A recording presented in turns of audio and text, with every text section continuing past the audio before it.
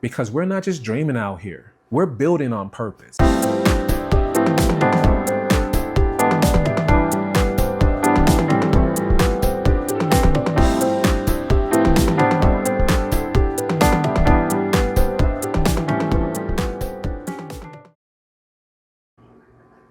What's happening, family? Welcome to Romo Strength, where resiliently overcoming my obstacles is taught to be your inner voice.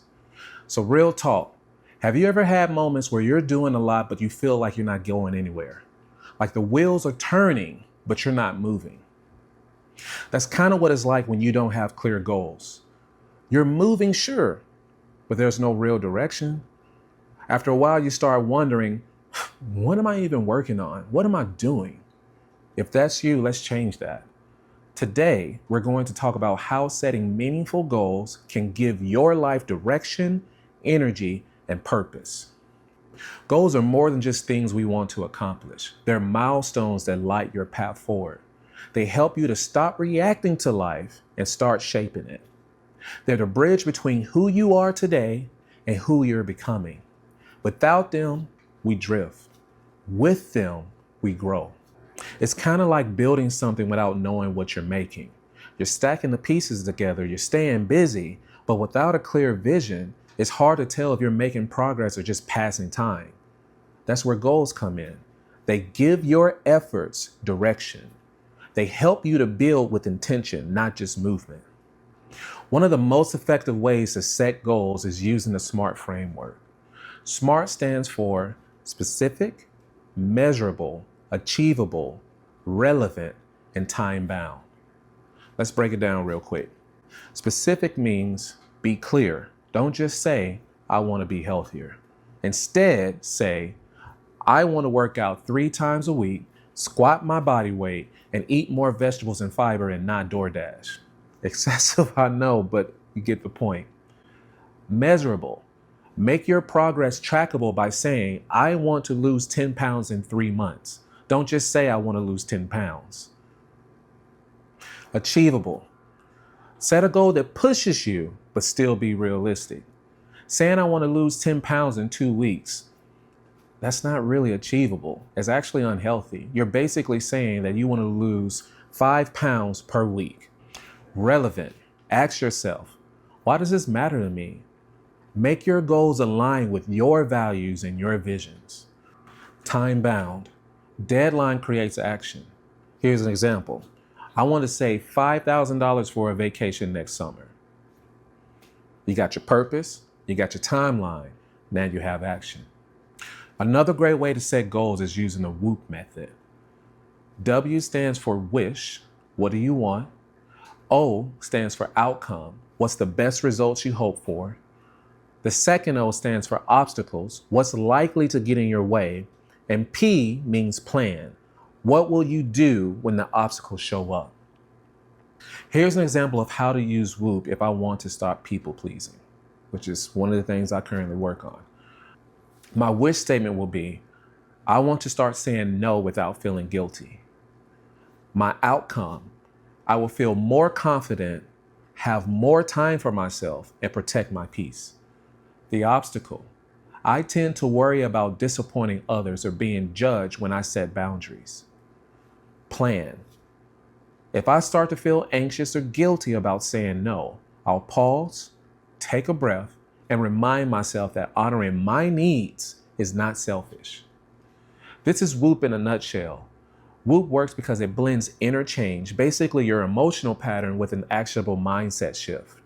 It's not just about behavior, it's about preparing for the emotional reaction and planning how to respond to it intentionally. The last example is the OKR method. Basically, OKR stands for objectives and key results. Top companies like Google use this because it's simple and focused. It keeps you locked in on impact, not just activity. Let's see OKR as an example. Let's say the objective is to strengthen my personal relationship and be more intentionally connected to the people who matter. Side note, I chose this because this is one of the things that I continue to work on. But anyway, I digress. So here's my first key result.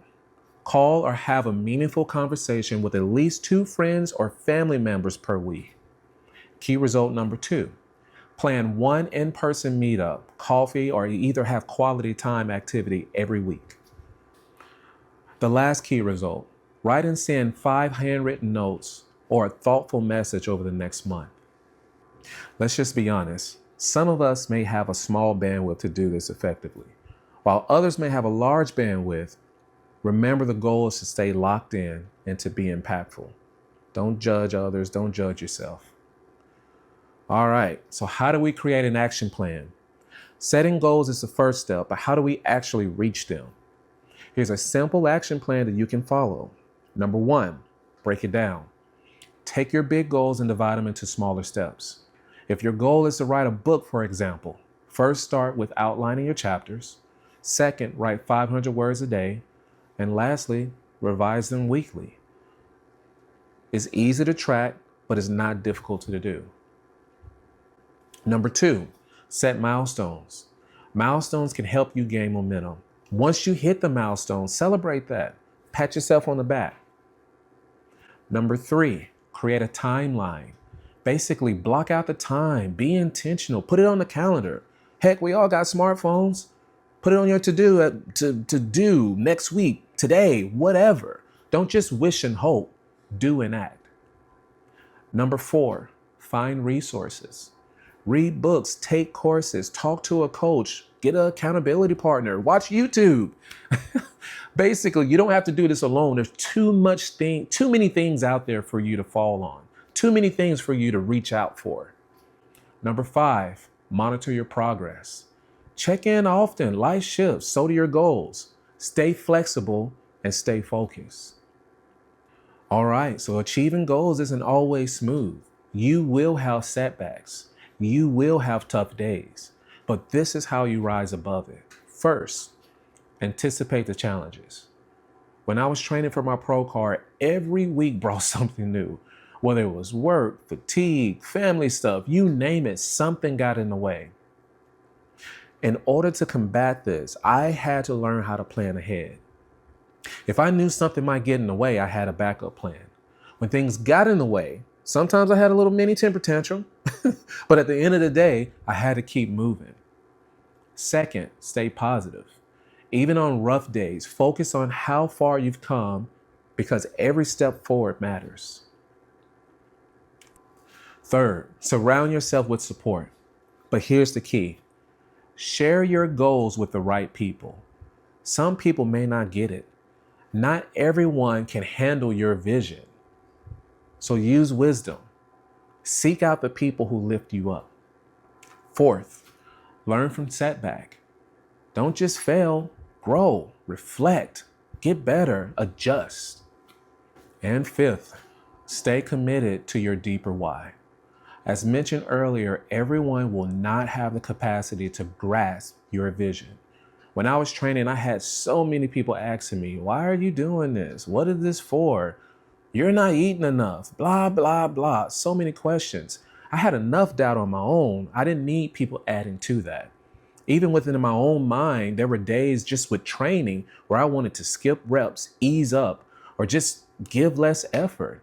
However, I had to remind myself, this isn't about my muscles. This isn't about staring in the mirror. This isn't about my vanity, my ego. It's about discipline. It's about character. It's about becoming the person that I want to be. So let me ask you this. What's one goal you're working on right now? Drop it in the comment because I want to cheer you on. I want to be your cheerleader. If this video helped you think differently about your future, please subscribe for more mindset, growth, and real life strategies. Because we're not just dreaming out here. We're building on purpose. Let's continue to grow together. Until next time, peace and progress. I'm out.